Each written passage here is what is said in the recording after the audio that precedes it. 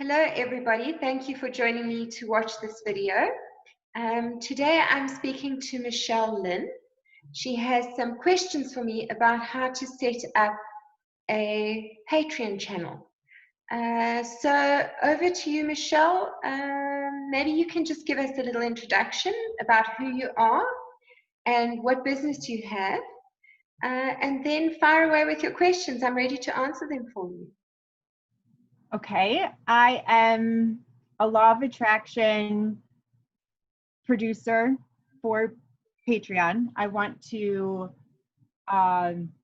share with others how to manifest by using scripts to call in their ideal client, their perfect avatar, their ideal mate, and a house or whatever. So once we write it down, then we check back after 3 to 6 months and see if there's how much implementation that they improved on towards their goals. Okay. And have you already set up your Patreon channel? I've had it set up and I am trying to find clarity on how to tier my offer. Okay, and how long have you had it set up for? I'm not sure when I actually started setting it up. Okay. And are you offering digital products or products that you ship? Both. Both. Okay. Yes. Okay. And have you got people on there already? I have one patron. Okay. So just to give you a bit of background about my story, I set up my Patreon channel and then abandoned it for 2 years. Okay. Because when I set it up, it was in the very, very early days of Patreon. And I'd heard about it through Amanda Palmer, and I took a look at it, and then I completely abandoned it. Because in South Africa, we have some challenges with setting up PayPal, because we only have one of our national banks that allows you to do PayPal payments. And jumping through all the hoops to get the PayPal set up was for me a difficulty. So I abandoned it for a long time and then went back to it. Okay.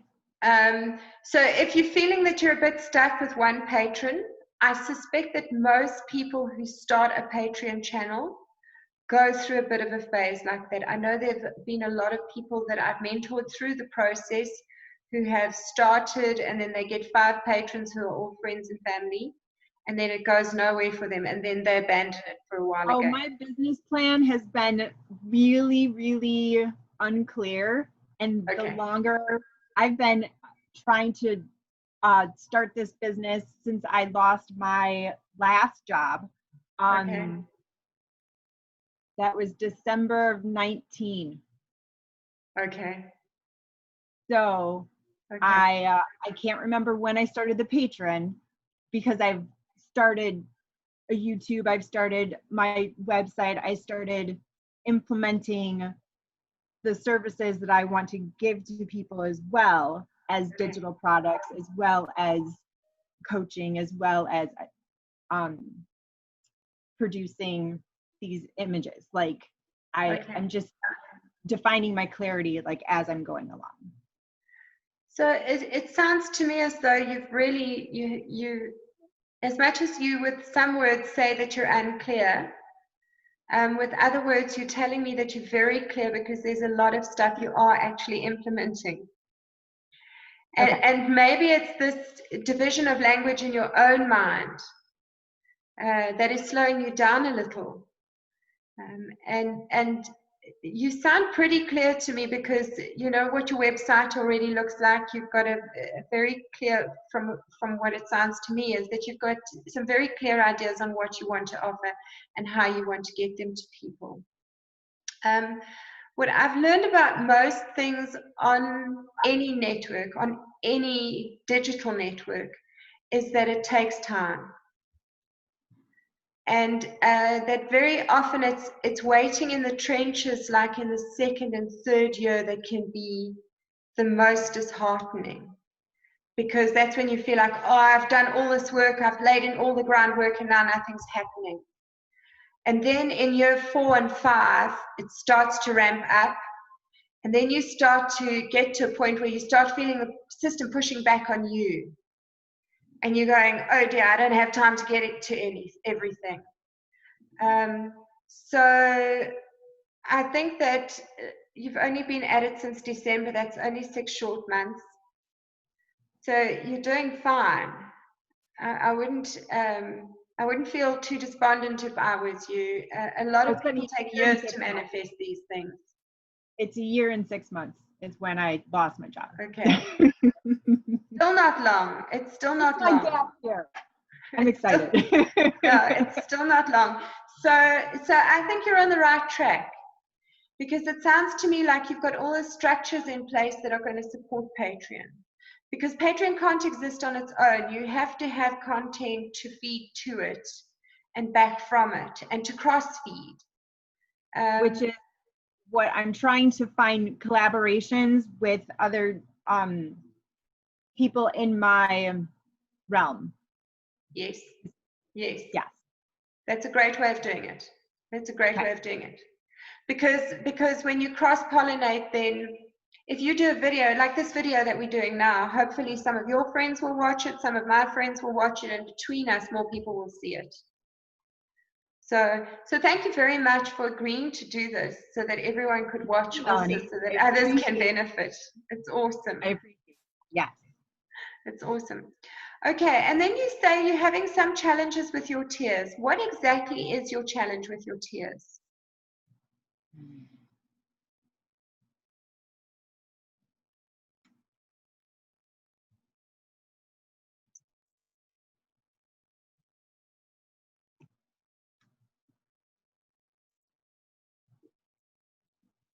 What exactly is my challenge with my tears? The vast, like, amount of stuff that's possible, like the infinite possible things that I can give to people. Like, how can I word it all? Like, I just want more clarity. I don't know. Okay. Okay, so I've taken a look at your tears. Okay. And I have some thoughts. Okay. I don't know what version can I pull my version up right now? I don't know, can you? I'm not very Zoom literate. So okay. See what I can do. Okay. Can you still see me? I can still see you, but I'm not seeing any other content. Oh, I haven't even started. Let me. So the version that I saw, you had a low end tier and then you had quite a high end tier. Yeah. And you didn't have anything in between. I disagree. I should have one in between. Okay. What are your price points? $9.97, $4.44, and $5. Okay, so you don't have anything in the kind of $25 range? I currently do not. So the reason I'm asking that is because I've got quite a lot of patrons on the $15 and $25 tiers. Okay, so that's a good. I find a lot of people with Patreon want to try it out. They don't want to commit too much. So you want some choice for them and something like in the mid-range tiers, because there's quite a big gap between your lowest amount and the next one up. So I would suggest maybe fill that up with more options. And I find that on the lower tiers, you can get away with digital offerings. So I have got designs that people can download. I've got ebooks. I've got online courses. And up to the $25 tier, they're quite happy to receive digital content without actual things that you ship. Because I'm aware that shipping on low value tiers like that is pricey, is energy hungry for you. But I find that digital products fill that gap very nicely because they're easy to deliver, and you don't have to actually go and ship them with a courier or a shipping company. Does that make sense? Yes, I'm trying to find, I don't navigate Patreon very well. I can't find my tiers. Okay. And I the other day also sent them a mail. I was quite embarrassed afterwards because I couldn't find something very obvious. The switches are almost too obvious for me. Yes, so frustrating. Yeah. So I'm sorry for not engaging in our conversation. No, it's all good.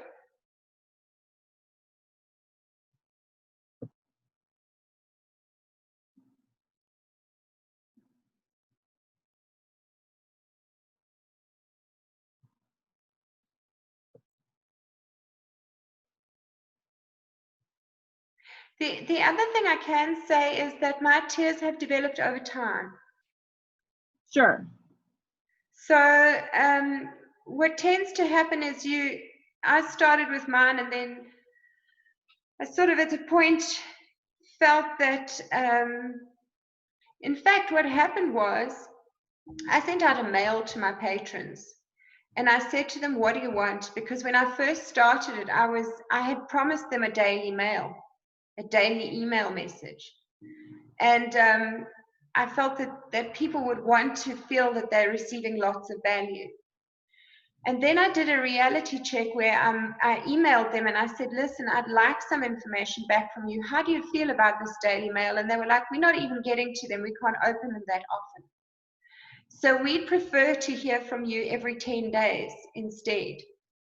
So now I'm sending them a weekly mail instead of a daily one. The reading I've done and the videos that I've watched connected to Patreon have all said that you need to really connect with patrons at least twice a month if you want retention. So you've got to kind of find a happy medium between daily and monthly that works for you, but it doesn't have to be, you don't have to feel that you need to overservice people either. So they don't need to receive information from you all the time. And then you also mustn't be scared to change your offering along the way. It's just important that you inform people about the changes that you plan to make before you make them, so that they don't feel like they're being left out or unheard. Give them an option to cycle back to you and let you know if they don't agree with the changes you want to make.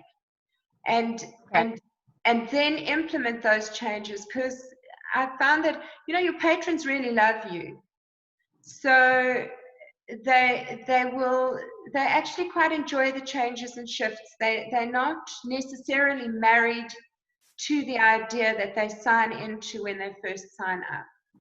And also you can give them the option. You can say to them, look, I'm changing this tier to a different offering. If you don't feel that it is for you, maybe you'd like one of these other tiers that suits you better. So just stay in contact with them and talk to them and ask them what they want. When it's very small also, you've got space to fail. So, if there are only 5 patrons on there and you alienate them, it's not the end of the world. So when it's very small, that's your chance to really play around with it and fiddle with it. Yeah. So you can fiddle with different tiers. And how are you getting traffic to your Patreon site? Oh, currently I am projecting my law of attraction ideal avatar to the universe, and I am hanging out where they're hanging out. I am plugging in my 2 bits of information where it works, and then I just network and invite people to my Facebook group, and then I start like mini coaching group session live sessions there. Okay. And I just plug on my stories, go to Instagram, plug on my Instagram stories, make more content, plug those out, and I just show up and I'm consistent and fail forward. Fall down 7 times, get up 8, like that whole. Okay. How many members do you have on your group on Facebook? Currently 120. Okay. So to give you some kind of an idea, and bearing in mind that we're in very different industries. Okay, I have one group that is feeding my Patreon at this stage. It's got 65,000 members and only 68 people are prepared to come back to Patreon and support me there. Now, it might be something to do with the fact that my group is about upcycled textiles, where a lot of people upcycle textiles for financial reasons, so they broke anyway.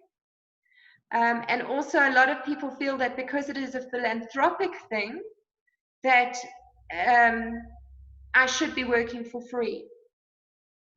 And so there is a bit of a push-pull. But I would suggest that you get your numbers up if you're expecting to get any kind of a result. What I've found with my group, I think also possibly because they're mostly an older demographic. Most of the women in my group are actually over 60. Many of How do you promote people to your group? Sorry? How do you promote people to your group? Most of the people are coming to the group through Facebook suggestions. So I made it hashtag better. No, you know what I did in the beginning? I happened to get onto a topic that was trending.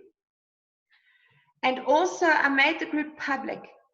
I've made the group setting public. It's not a private space, it's a public space, so anybody can see it. Okay. Which means that the Facebook algorithm can easily find it. And 2/3 of our members come to us through Facebook suggestions. Now, what happened was we experienced organic growth very quickly in the first 2-3 years. And then what happened was the group started getting very wobbly. And I found myself spending my entire life managing behavior and some really bad behavior. So then I spent a year or 2 laying in an admin team of volunteers who could help me to keep the group stable. And from there, we've now had a process of quality control. So our growth is not nearly what it used to be. In fact, it's almost stabilized. We've only added 1,000 new members in the last 4 months or so, where we were at one stage adding 100 new members a day. But our admin team is quite relieved because we're dealing with less inflammation, less aggression, that kind of thing. Because the group, when it was growing too fast, was also not healthy for me. I was getting a lot of hate mail. So you've kind of got to balance growth with quality. Now there is a school of thought that says you only need 1,000 true fans to build anything. But to find those 1,000 true fans, you're going to need to bring a bigger pool of people together for them to buy in. Does that make sense? Yes. Okay. And YouTube, how many people have you got on YouTube? Currently 42. Okay. Okay, you can grow that too. Any day now, I'm going to go viral and it's going to be huge. I'm celebrating every second, and it's going to happen. Yeah. And when it happens, it would be like, woo! Then who knows when the money will come, but it's just another celebration of impacting people, and it will be a success. So I can't wait. Yeah, all that's important is that you go back every day. I always say, throw another brick on the house. All right. Are there other Facebook groups you could possibly create? Multiple groups. Yes. I don't know how I would differentiate between multiple groups. Okay, so let me give you an example of what I did. And it's actually working quite well for me. Do you have a mailing list? I am building it as I grow. Okay, so what I did was 5 years ago, when I was unclear on where I wanted to go, I said, well, if I'm not sure what the plan looks like, let me build the network. So I created a Facebook group for every aspect of the things that I was interested in working on. So I've got a group for upcycled textiles. I've got one for dyeing fabrics. I've got one for lino prints on fabrics. I've got one for craft shops locally in South Africa. I've got a love of the local clothing industry, so I've started a group for that. So I created a group around each of my interests. And what I'm actually finding is that those satellite groups are in a way working better for me than the very big one that's become so large and cumbersome, and also sometimes has a mind of its own. So when bad behavior happens there, then the mob takes over. Whereas on the smaller groups, people I find behave a little bit better. But what I've done is, you get security questions that people have to answer in order to be able to join a group. I have, as one of the security questions, I have the question, would you like me to add you to my mailing list? Now, people I don't do have that as one of my questions, and they divert every time. Actually, I Sorry? take that back. I might get like 3 out of every 10 I ask for. And that's enough. That's enough. Oh, that's So, how I'm building. It is one of my questions. yeah, so 5 years ago, that question wasn't bringing me many people. Today, that question on the various groups is bringing me 300 new leads for my mailing list every month. So just keep at it. If you've got those groups in place and you've got that question in place, then trust it to work as it grows. What is your engagement like in your groups? Are they Go ahead. Are they active? Are people engaging with each other? Okay, there are a couple who post on their own. What I post gets little engagement, maybe 1 to 5 likes. I might get 20 to 30 views on it, even though I have 120 in my group. Only a certain amount actually see my content. Yes. But I share polls. I try to get people to respond, and sometimes they do, and I reach out and say, hey, how's your day going? And I work on my sales pitch, and I don't know. So polls are a great way of getting people engaged. One of the reasons I'm asking that question is when you have high levels of engagement in your group, Facebook is more likely to send you more people to see it. They suggest it more often when the group is active and when there's genuine engagement happening. So I've found a couple of good ways of getting engagement going. One is the poll, but I play games with them. So, for example, when we were very small, I used to have a little celebration every time we reached a milestone in our growth. So every time we added 100 members when we were very small, we had a little cyber party and ate chocolate together. And then when it grew more quickly, every 500 members, we had this cyber party. We call it Chocolate Day, where we all eat chocolate and celebrate and talk about why we love the group. And then I also play games. I play guessing games. I play games where I say to them, can you guess what I used to print this thing? I play games where I say, I need a name for this. Can you help me? People love the name game. Okay. So what you might do is for your tiers, you might say to people, I need names for my tiers on Patreon. What would you call this tier? You receive this in exchange.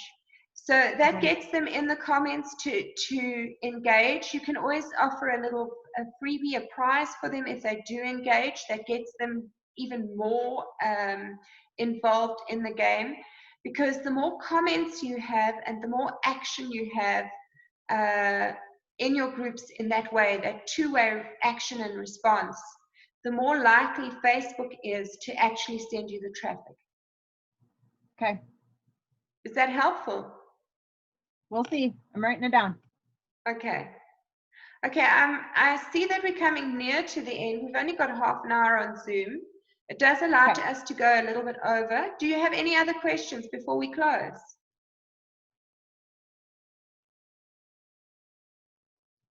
I am looking.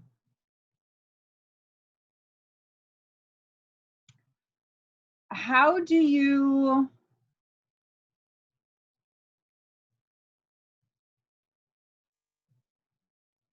word asking for sponsorship to your patrons? Gosh, that's a tough one. Yeah. Yeah, it's very tough. It's being suave. So if you have any pointers you can give me. I can tell you what not to do. I can tell you what not to do. Okay. Don't let them feel like you're weak in any way, because then they'll eat you. Okay, I was very, very frustrated at one point in my progress, and I went out there and I expressed my frustration. I was like, I'm pouring all this love into this group. You're getting so much free stuff out of me. I do giveaways, I do freebies, and when I ask for a single dollar, you guys are just shut me out. And that was when I got a deluge of hate mail. Okay.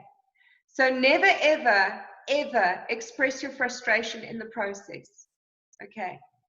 Secondly, don't ever use wording that people sound like you're asking for charity or it's a GoFundMe, because they hate that.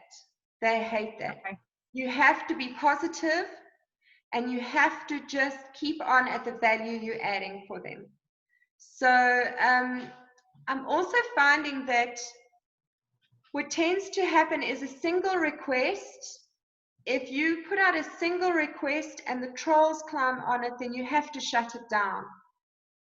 So you need to, if people are trolling you, you need to remove them from your group as fast as you can. Don't say anything to them, just block them. Get rid of them, because they do more damage than good, because once they've set a precedent, then nobody else in the group wants to listen after that. Okay, can you repeat what you just said? So if you get go ahead. If you get a negative response to an ask, okay, you have to remove that person and block them straight away. Okay, they will never ever see your value, they will never ever buy in, and they will rally others to their cause. So it can be very, very, very damaging to have somebody in the community who is trolling you with a negative response to your ask. You have every right to ask if you're adding value. And there are people out there who, like, cutting all the bad weeds. If you don't want to be here, then goodbye. Yes. Is that what you mean? Okay. Yes. It's an opt-in environment. They don't have to be there if they have nothing nice to say. Yeah. Yeah. So that took me a long time to do, because I was trying to create an inclusive environment. I would let everybody in. And if they said bad things about me, I would just take it. Now I have a zero tolerance policy. It's an opt-in environment, and if you don't like it, please go play somewhere else. You really don't have to sit in my group and spread your negativity. And especially not negativity about the person running the group. Anybody who runs a group puts energy and love into growing the group, into growing the conversation. They've already added their value. They've already added the benefit for you. So then to sit and troll them in their own space, I feel is very, very rude. But those people can do a lot of damage to your ability to ask. So you must not allow that voice to take root in your community. It was a mistake I allowed early on. I made it early on, and I've been paying for it for years. because people don't forget. It is a behavior we have to unlearn as soon as we're aware that the abuse has implemented the negative self-talk. So you're fine. Yeah. Bless the process. And now I can share it with you. So you, as soon as you see that voice coming up, you go, oh no, Mel told me, delete, just delete them. Send them somewhere else with love. They can go and play somewhere else with love, but not here. Thank you. Yeah. So just talk about the value you add and be ready to repeat yourself and find ways to repeat yourself. So for example, one of the benefits that I give my patrons is a free pattern that they can download and use every month, a design, one of my own original designs. So what I do is I've discovered that when I try to broadcast that on the groups, nobody responds, so it very quickly drops down the timeline. So what I do is I play a name game around that. What would you call this design? So because all the people are playing now, because there's a competition, they can win a download of the design. Everyone wants to play the name game. That post then stays higher on the timeline for longer. It gets more engagement, more people see it. And so the beginning of the copy is, what would you call it? And then the second half of the copy is my value proposition. If you join my Patreon program, you will receive this pattern in June. Then it allows me to do a repeat post that sounds very natural to say, this is the winner. And again, after I've announced the winner below that, I again give the value proposition where I say, if you sign up on Patreon, this is the pattern you will get in June. And then when I eventually launch it to Patreon, I go back and I say to the network for a third time, if you've been waiting for this pattern, you can expect it in your mailbox now. And then I can go back for a fourth hit after that if I want to, where I say, if you missed it, you can still sign up now and find it in the treasure chest. Because all of the benefits stack up. So if they sign up for Patreon on the $5 tier today, they get access to all of the designs that I've already released over the last 18 months. And that treasure chest then becomes a hook to get them to sign up. Because even then, if they only sign up for 1 month for $5, they still get 15 patterns. Does that make sense? No, pricing packages is such a game to me. Money is just energy and it doesn't really matter to me. Okay. Everything's a negotiation. Okay. Everything's a negotiation in life. It needs to matter to you.